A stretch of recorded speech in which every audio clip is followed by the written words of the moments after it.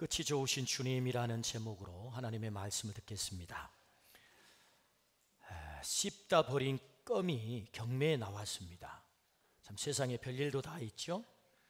그 청소하는 분들에게는 그 껌이 또 얼마나 귀찮은 것입니까? 그런데 씹다 버린 껌을 한 사람이 주워다가 경매에 붙였는데 놀랍게도 그 껌값이 5억 8천만 원이 경매에 낙찰이 됐어요. 정말 놀랄 노짜입니다.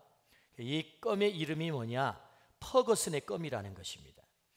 2013년도 5월 달에 퍼거슨 감독이 맡고 있던 맨유라고 하는 축구팀 마지막 경기가 있었어요.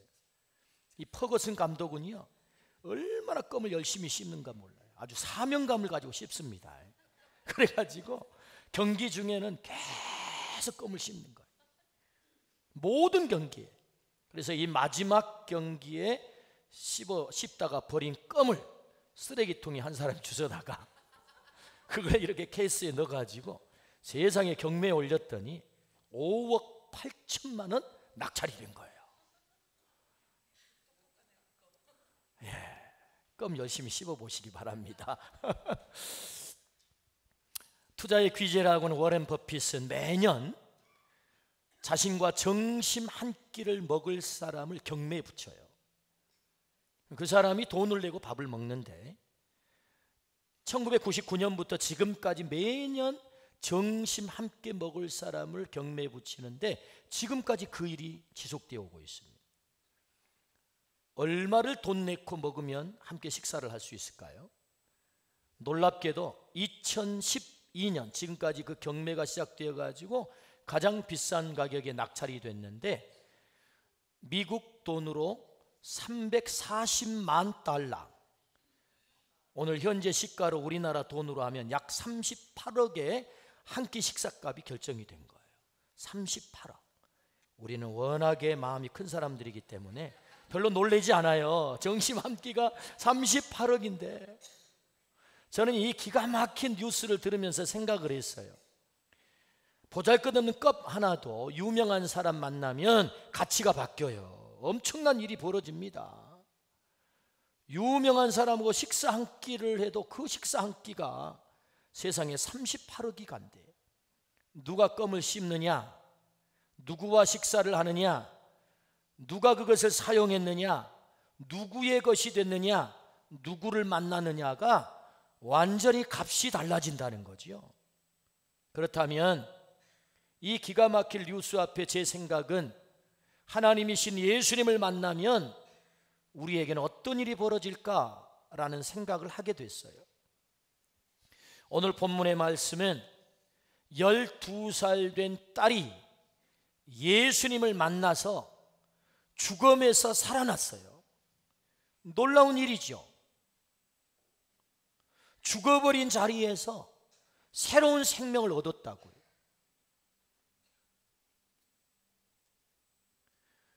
예수님을 만남으로 죽은 자리에서 살아났다는 말은 예수님을 만나면 모든 일이 가능하다라는 것을 오늘 주님이 말씀하고 있는 겁니다. 여러분, 죽음은 인생에게 가장 절망적인 사건이에요. 죽음은 인생에게 가장 불가능한 일이에요. 죽음은 인생에게 가장 치명적인 문제예요. 그런데 예수님을 만남으로 죽음의 자리에서 살아났다? 뭘 말씀하는 건가요? 예수님 만나면 우리의 불가능의 문제가 가능의 문제로 바꾸는 줄로 믿습니다. 그걸 말씀하고 있는 것이거든요. 인생은 누구에게나 문제가 없을 수 없습니다. 다 문제를 가지고 있습니다. 문제가 있지만 주님은 그 끝을 좋게 만드신 분이세요. 그래서 성경은 이렇게 약속하지요. 하나님을 사랑하는 자 곧 그 뜻대로 부르심을 입은 자들에게는 모든 것이 합력하여 선을 이루느니라. 할렐루야. 반드시 주님은 끝을 좋게 만든다고요. 그렇다고 여러분, 모든 인생의 문제를 다 좋게 만드는 것은 아닙니다. 어떤 사람은 여러분 그 문제 때문에 인생이 비참하게 끝나는 경우가 많아요. 그러나 또 성경에는 보니까 그 인생의 문제에 주님이 개입하셔서 그 인생의 최악을 최상으로 바꾸어 버린 사건들이 또 너무 많아요. 성경이 뭐지요? 예수님을 만남으로 최악의 삶이 최상의 삶으로 바뀌었다가 성경입니다. 주님은 그 일을 하기 위해서 이 땅에 오신 줄로 믿습니다. 최악에 있는 인생을 최상의 존재로 바꿔놓기 위해서 이 땅에 주님이 오셨다. 그래서 주님이 이 땅에 오신 거지요. 그렇다면 여러분, 우리의 인생의 끝이 좋게 되려면 어떻게 하면 되겠습니까? 우리의 인생의 끝을 어떻게 하면 주님으로 하여금 좋게 만들어 버리도록 할 수 있을까요? 주님은 오늘 또 일하신 분이세요. 우리의 삶 가운데 개입하셔서 일하기를 좋아하세요. 하나님이 홀로 독단적으로 일하시지만 동시에 동역하기를 좋아하세요. 하나님 홀로 하지 않고 함께 더불어 일하세요. 그래서 성경은 하나님과 동역한 사람들의 이야기예요. 물론 성경은 많은 부분에 있어서 하나님 홀로 독단적으로 일하세요. 그러나 꼭 그렇게 일하지 않고 그 부분보다 더 많게는 하나님이 동역하는 이야기를 성경은 더 많이 기록하고 있다는 것입니다. 그러므로 오늘 문제 많은 우리의 인생을 최악에서 최상의 우리의 인생으로 바꿔버리실 그 하나님의 역사, 주님의 역사 어떻게 가능할까요? 오늘 첫 번째 주님이 말씀하세요. 엎드려 구하라 라고 말씀하세요. 엎드려 구하라. 오늘 본문 22절부터 23절 우리 같이 한 목소리 읽어봅니다. 시작. 예수를 보고 발 아래 엎드려 간곡히 구하여 이르되 내 어린 딸이 죽게 되었사오니 오셔서 그 위에 손을 얹으사 그로 구원을 받아 살게 하소서 하거늘 회당장 야이로가 예수님 앞에 와서 엎드립니다. 제 딸을 좀 고쳐주세요. 제 딸을 살려주세요 라고 간구를 합니다. 회당장이 누굽니까? 회당장은 당시에 상당히 존경을 받는 그런 지위의 사람이에요. 유대 종교의 회당은 중심 역할을 했습니다. 그 회당을 감독하고 다스리고 섬기는 회당장 아무나 될 수 없습니다. 사람들에게 상당한 식경과 존경을 받아 마땅히 사람들에게 높임을 받는 사람이 회당장이 된다고요. 상당한 지위를 가진 사람이라고요. 그런데 그렇게 높은 지위를 가지신 회당장께서 이제 갓 랍비라 떠오르기 시작한 젊은 예수님 앞에 와서 무릎을 꿇은 거죠. 엎드린 거죠. 그리고 간구한 것입니다. 회당장 야이로가 무릎을 꿇었다는 말, 예수님께 엎드렸다는 말은 그의 절대적 겸손을 말해요. 겸손하지 않으면 무릎 꿇을 수 없습니다.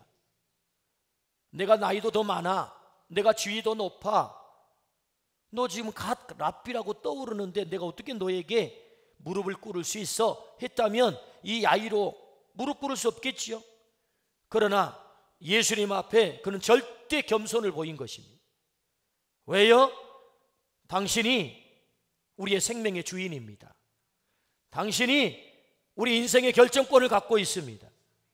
제가 듣자 하니 당신께서 가는 곳마다 많은 병자를 살리셨습니다.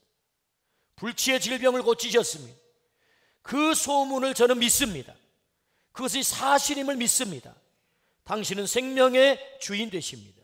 생명의 결정권자이십니다. 내 삶의 문제의 주인 되십니다. 그걸 고백한 표가 뭐죠? 엎드려 무릎을 꿇은 거죠. 내 딸을 살려주십시오.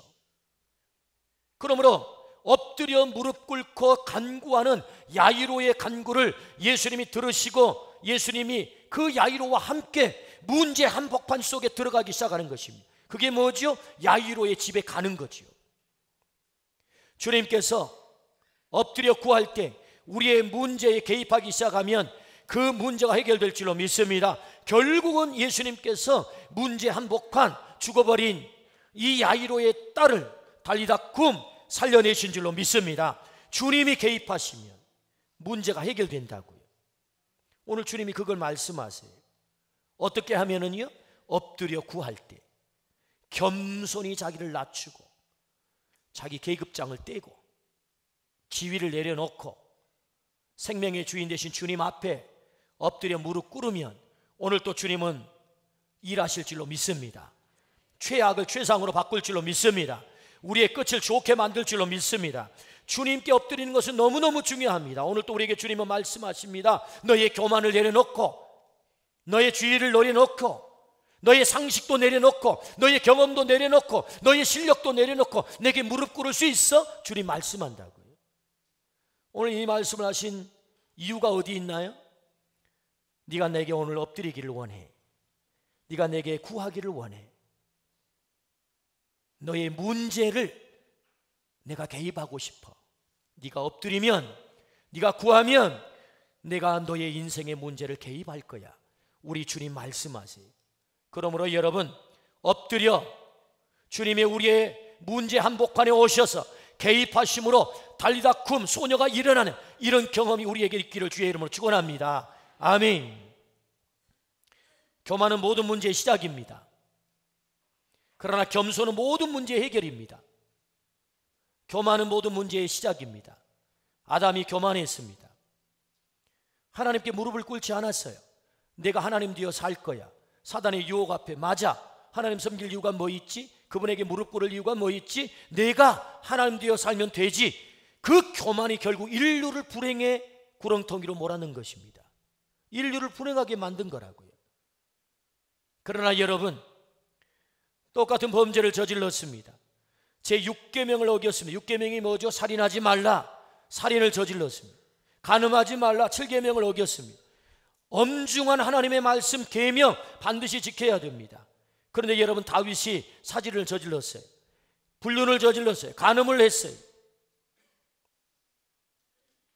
그는 죽음의 자리에 놓여 있는 것입니다. 하나님의 심판을 받아야 돼요. 그런데 나단이라고 하는 신하가 사실 선지자지요? 근데 사실은 왕의 신하입니다. 다윗은 왕 아니겠습니까? 지존. 그래서 그 나단 선지자가 왕 앞에 나타나서 당신이 바로 그 죄인입니다 라고 정면으로 지적을 해요. 여러분, 다윗 힘이 있습니다. 칼 잘 씁니다. 얼마든지 신하 나단의 목 자를 수 있습니다. 감히 네가 나에게, 왕인 나에게 네가 감히 나의 치부를 드러내? 있을 수 없어. 여러분, 비슷한 장면이 있잖아요.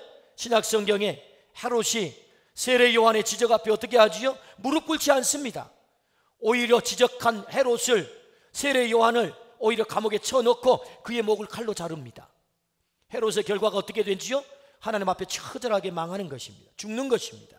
그러나 여러분, 왕 다윗, 나단 선지자 그 지적 앞에 자신의 부끄러운 치부를 드러냅니다. 당신은 불륜을 저질렀습니다. 당신은 간음의 죄를 지었습니다. 당신은 살인죄를 지었습니다. 바로 무릎을 꿇습니다.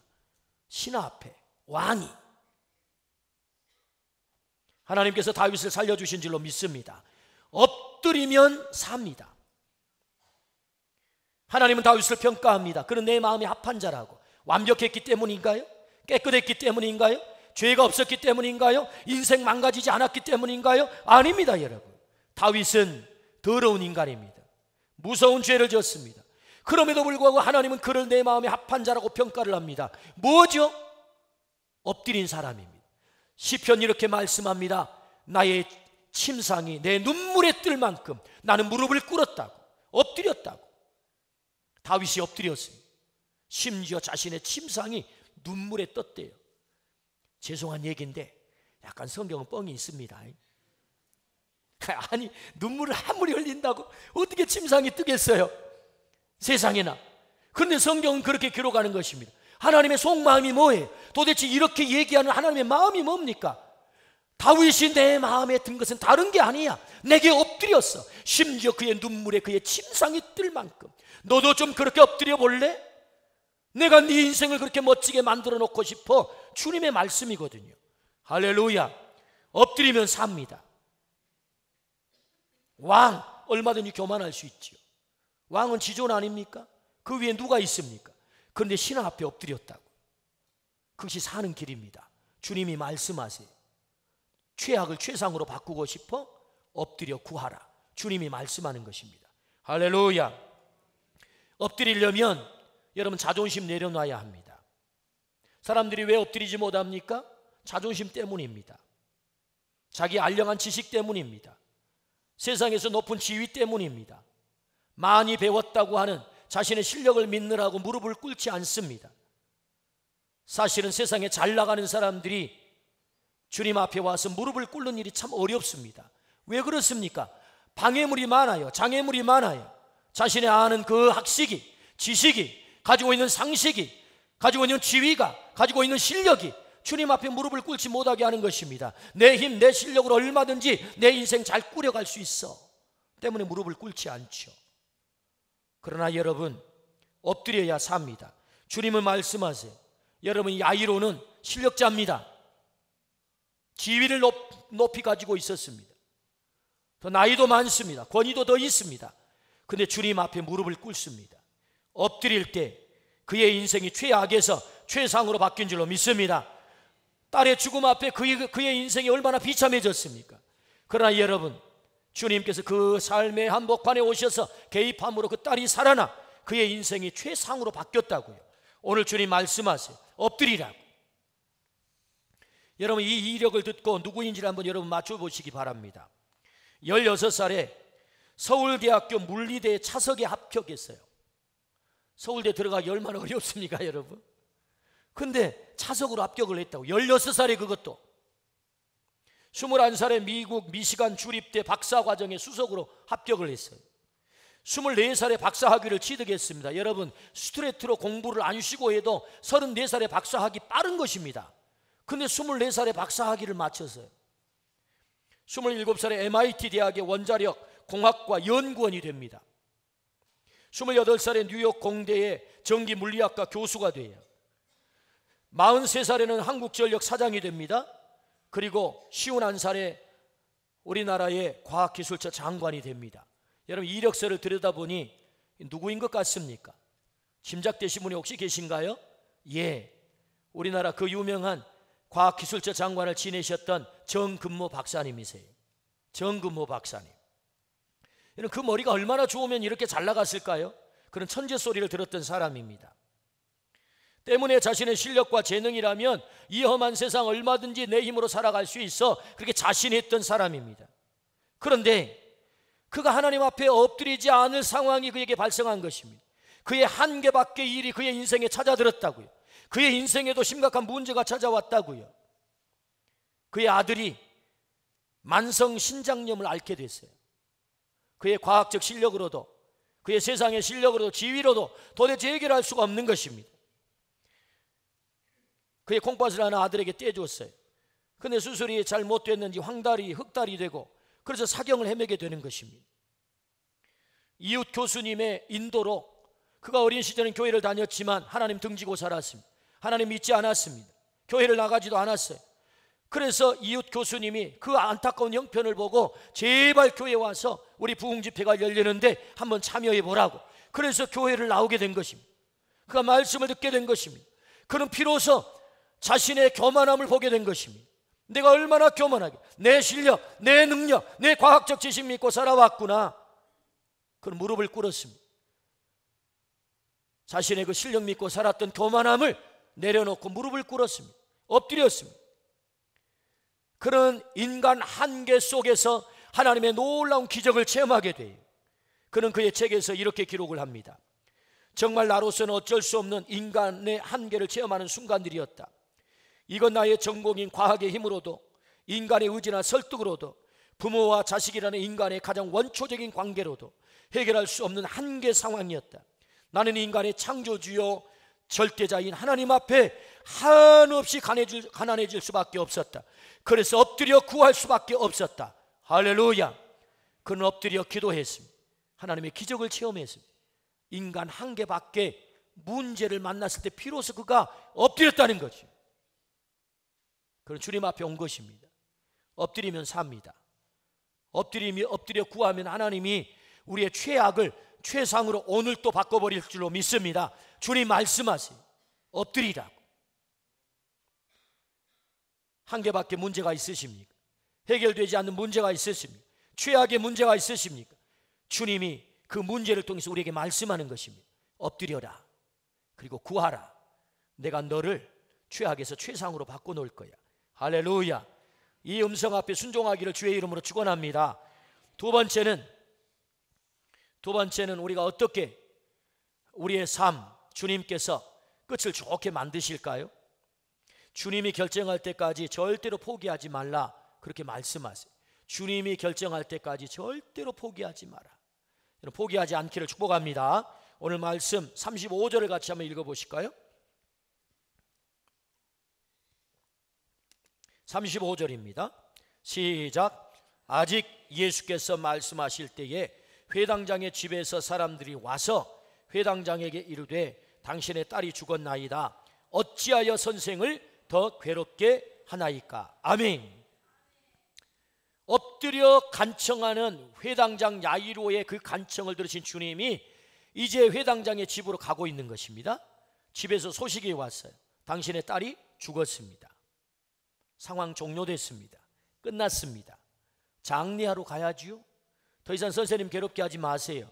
이제는 놔주세요. 선생님 갈 길 가시라고 놔두세요. 괴롭히지 마세요. 이게 오늘 말씀입니다. 마태복음 9장과 누가복음에도 이 말씀이 똑같이 병행 본문으로 나와요. 병행 본문. 마태복음에서는 아예 이렇게 말씀을 하십니다. 9장 18절. 자, 같이 한번 읽어보실까요? 시작. 예수께서 이 말씀을 하실 때에 한 관리가 와서 절하며 이르되 내 딸이 방금 죽었사오나 오셔서 그 몸에 손을 얹어 주소서. 그러면 살겠나이다 하니. 아멘. 아예 마태복음은 이렇게 기록을 합니다. 약간의 기록의 차이가 있죠. 이미 죽은 딸의 문제를 주님에게 가지고 오는 걸로 마태복음은 기록을 해요. 마가복음은 다 죽게 된 딸의 문제를 가지고 와서 예수님께 구하죠. 근데 결국은 죽었다는 거예요. 죽었다. 집에서 소식을 갖고 온 사람이 뭐라고 말합니까? 예수님 괴롭히지 마세요. 이 얘기는 야이로가 포기하지 않는 거예요. 딸이 죽었어? 상식은 뭐죠? 이제 장례 치르러 가야 되겠구나. 여러분, 야이로가 회당장이 되기까지는 상당한 실력이 있었다는 말이거든요. 판단력이 분명했다는 말입니다. 여러분, 이 정도 상식이 없는 사람이 아니에요. 그리고 적어도 A가 있는 사람이에요. 그런데 여러분, 이 야이로는 계속해서 예수님을 괴롭히고 있다고요. 그 괴롭히는 내용이 뭐지요? 그럼에도 불구하고 제 집에 가셔야 됩니다. 딸은 죽었지만 내 딸이 당신을 만나야 되겠습니다. 내 딸 위에 당신의 손을 얹어야 되겠습니다. 저는 제 딸이 당신을 만나기까지 나는 포기할 수 없습니다. 절대로 포기할 수 없습니다. 당신이 이 상황을 결정하기 전까지 저는 포기할 수 없어요. 주님이 이 상황을 결정하기 전까지 저는 포기할 수 없어요. 할렐루야. 오늘 본문이 그걸 말씀하고 있는 것입니다. 저는 포기할 수 없습니다. 딸이 죽었어도 저는 포기할 수 없어요. 오늘 주님이 들려주려고 하는 주님의 말씀이 뭐지요? 절대로 포기하지 말라. 주님이 말씀하세요. 포기하지 않는 이 야이로의 이 모습을 본 주님께서 어떻게 하십니까? 두려워하지 말고 믿기만 하라. 주님이 그렇게 말씀하세요. 그리고는 야이로의 집에 가십니다. 그리고 떠들며 우는 사람들을 향하여 주님 말씀하세요. 왜 우느냐? 왜 떠드느냐? 이 소녀는 죽은 게 아니라 잔다. 사람들이 비웃었대요. 오늘 본문에 보니까. 왜 비웃었겠어요? 이 사람 이게 상황 판단 못하시네. 아니, 우리가 죽은 사람과 자는 사람을 구분하지 못할 정도로 우리가 그런 사람이란 말인가? 당신의 상황 판단이 지금 안 되는 것 아닌가?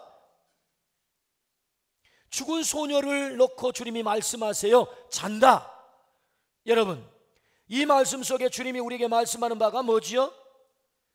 주님이 만지시면 죽은 사람도 마치 자는 사람과 같은 문제처럼 가벼운 문제가 될 줄로 믿습니다. 주님이 개입하시면 우리는 죽었다, 상황이 종료됐다, 그건 불가능한 문제다 라고 생각하는 문제조차도 마치 주님이 손을 잡아 달리다 꿈, 마치 자는 사람을 깨우는 문제와 같이 쉬운 문제가 된다고요. 할렐루야. 달리다 꿈. 주님이 말씀하세요. 소녀가 일어난 줄로 믿습니다. 깨어난 줄로 믿습니다. 여러분, 아침에 잠을 자다가 아이들 깨울 때 아, 이 아이가 죽었어, 내가 깨워야 돼, 심각하게 접근한가요? 아니잖아요. 아들아 일어나라, 딸아 일어나라 말하면 일어나잖아요. 여보 일어나요 그럼 일어나잖아요. 여러분, 우리 그렇게 심각하게 생각하지 않아요. 죽은 자를 향하여 주님이 잔다라고 말씀하세요. 여러분, 놀라운 메시지가 있는 것입니다. 내게 오면, 내가 그 문제를 만지면 죽음의 문제도 자는 자를 깨우는 것과 같은 가벼운 문제가 돼 주님이 말씀하는 것입니다. 그러므로 내가 결정하기 전까지 너는 포기하지 마라, 절대로 포기하지 말라 말씀하세요. 여러분, 포기하지 않기를 주의 이름으로 축원합니다. 아멘. 이쯤 되면 상식적으로는 야이로가 포기해야 되는데 포기하지 않는 이 야이로의 말씀 오늘 들어야 돼요. 절대로 포기하지 말라. 그 사람을 위해서 오랫동안 기도하셨습니까? 근데도 주님에게 오지 않아요? 아, 이제는 포기해야 될 것 같아요? 30년을 기도했는데 그 사람이 오지 않아요? 이제는 포기해야 될 것 같아요? 주님 말씀하세요. 포기하지 말라고. 여러분, 포기하지 않기를 축복합니다. 주님은 그 영혼을 포기하지 않았어요. 주님은 그 영혼을 포기하지 않았다고요. 30년 기도했음에도 불구하고 안 돌아왔다고 내가 포기하면 주님이 포기하지 않는 영혼을 왜 내가 포기하냐고. 주님 말씀하세요. 내가 아직 포기하지 않았으니 너 포기하지 말라. 주님께서는 그 영혼을 찾아서 오늘 또 오세요. 포기하지 말라고 말씀하세요. 포기하지 않기를 주의 이름으로 축원합니다. 주님의 뜻은 영혼을 구원하고 살리는 데 있는 것입니다. 그 사람이 절대로 안 변한다고요. 나 이제 그 사람 포기할래요. 아니요, 주님 말씀하십니다. 포기하지 말라고. 고린도후서 5장 17절 말씀 이렇게 말씀하십니다. 같이 한번 읽습니다. 그런즉 누구든지 그리스도 안에 있으면 새로운 피조물이라, 이전 것은 지나갔으니 보라 새 것이 되었도다. 할렐루야. 주 안에 있기만 하면 어떤 존재도 새로운 피조물이 될 줄로 믿습니다. 포기하지 말래요. 변한대요. 어떤 사람 하나님을 믿노라고 하면서도 하나님의 이름을 망령되이 일컫는 사람이 있어요. 하나님도 어쩔 수 없을걸요? 아닙니다, 여러분. 하나님을 모독하는 거예요. 하나님의 이름을 망령되이 일컫는 것입니다. 하나님은 포기하지 말라고 말씀하세요. In Christ, 그리스도 안에 있게 되면 우리는 새로운 피조물로 바뀔 줄로 믿습니다. 사람 바뀝니다. 물론 더디 바뀌기는 하죠. 그러나 주님 안에 있는 생명 반드시 바뀌게 돼 있다. 여러분, 바뀌지 않는다고 사람 포기하지 마십시오. 나 저 인간 이제 포기할래? 아닙니다. 주님 포기하지 말래요. 주님이 바꿔놓는다고. 주님을 만나면 바뀔 줄로 믿습니다. 그리스도 안에 말씀하세요. 꼬인 관계가 회복되지 않습니까? 그래서 괴롭습니까? 그래서 이제 그 사람과 관계를 끊으려고 하십니까? 주님이 말씀하세요. 포기하지 말라고. 포기하지 말라고. 주님은 막힌 관계를 회복시키기 위해서 십자가에서 죽으심으로 막힌 다문을 허무셨어요. 그리고 스스로 화목제물이 되셨어요. 주님은 막힌 관계를 얼마든지 해결하실 수 있는 분인 줄로 믿습니다. 꼬인 관계 우리 주님 포기하지 말라고 말씀하세요. 다시 주님이 회복시킬 수 있다라고 말씀하세요. 망가진 내 인생 회복 불능이라고 여러분 생각이 드십니까? 여러분, 포기하지 않기를 주의 이름으로 축원합니다. 주님은 망가진 인생 수리 전문가세요. 우리 주님이 누구시라고요? 망가진 인생을 수리하는 전문가라고요. 할렐루야. 여러분, 십자가에서 수리되지 않는 인생이 없어요. 왜 주님이 십자가를 지십니까? 여러분, 십자가는 인생을 고치는 자리다. 인생을 교환하는 자리, 치환하는 자리가 십자가입니다. 여러분, 우리의 저주를 가져가시고 우리 주님은 축복을 주시는 자리가 십자가인 줄로 믿습니다. 우리의 사망을 가져가시고 우리에게 생명을 주신 자리가 십자가임을 믿습니다. 아멘. 우리의 지옥을 가져가시고 우리에게 천국을 주신 자리가 십자가임을 믿습니다. 우리의 슬픔을 가져가시고 우리에게 기쁨을 주는 자리가 십자가임을 믿습니다. 아멘. 그러므로 여러분, 내 인생이 망가져서 더 이상 회복 불능이에요? 아닙니다. 주님에게 가십시오. 주님은 얼마든지 망가져버린 우리의 인생을 회복시킬 수 있는 분인 줄로 믿습니다. 아멘. 앞길이 도저히 열리지 않아요? 그래서 이제는 포기하고 싶어요? 포기하지 말라고 주님이 말씀하세요. 오늘 많은 젊은이들이 앞길이 열리지 않는다고 너무나도 절망합니다. 그래서 3포, 5포, 심지어 M포 심지어 올포라는 말을 합니다. 올포. 모든 것을 포기했대요. 이 얘기를 들을 때마다 너무너무 가슴이 아파요. 저희 집에도 두 젊은이가 있습니다. 이력서를 넣는 쪽쪽 안 돼요. 코가 쭉 빠져가지고 한숨을 팍팍 쉽니다. 아버지 안 됐어요. 또 와서 말하면 아버지 안 됐어요. 코가 쭉 빠져가지고. 걱정하지 마라. 하나님이 결정하기 전까지 네가 포기하지 마. 할렐루야. 몇 통까지 쓰라고요? 제가 말씀했잖아요. 몇 통까지 쓰라고요? 100통까지 쓰라. 100통. 우리 아들은 아직 100통까지는 안 썼습니다. 하나님이 결정하기 전까지는 포기하지 말래. 우리 주님은 막혀버린 우리의 길을 해결하기 위해서 무덤 문을 열어주신 줄로 믿습니다. 여러분, 죽음은 인생의 끝판왕입니까? 무덤마저도 열어버리시고 생명의 길을 열어버리신 우리 주님께서 막힌 우리의 길도 얼마든지 여실 줄로 믿습니다. 여러분, 야이로가 누굽니까? 죽은 딸을 포기하지 않습니다. 죽음 앞에서 포기하지 않았다고요. 사람들은 다 절망합니다. 장례 치러야 된다고. 아닙니다. 뭘 말씀합니까? 포기하지 말래요. 내가 결정하기 전까지 너는 포기할 권리가 없어. 주님이 말씀하는 것입니다. 주님이 우리의 길을 여실 줄로 믿습니다. 아멘. 아멘. 그 질병에서 고침받는 것이 어렵다고요. 그래서 이제는 포기하고 싶다고요. 여러분, 주님 포기하지 말라고 말씀하세요. 주님은 성경에 이렇게 약속하셨습니다. 내가 채찍에 맞음으로 너희가 나음을 입었다. 할렐루야. 주님이 십자가에서 우리의 질병을 다 가져가신 줄로 믿습니다. 아멘. 포기하지 말래요. 마가복음 9장 23절에 이렇게 약속하십니다. 우리 함께 읽어보실까요? 시작. 예수께서 이르시되 할 수 있거든이 무슨 말이냐? 믿는 자에게는 능히 하지 못할 일이 없느니라 하시니. 아멘. 빌보서 4장 13절입니다. 시작. 여러분 믿으십니까? 내게 능력 주시는 자 안에서 내가 모든 것을 할 수 있다. 뭘 말씀하지요? 포기하지 말래요. 주님이 계시대요. 주님이 계시대요. 주님이 일하신대요. 우리의 끝을 반드시 좋게 만드신대요. 갈라디아서 6장 9절입니다. 같이 한번 읽어보실까요? 시작.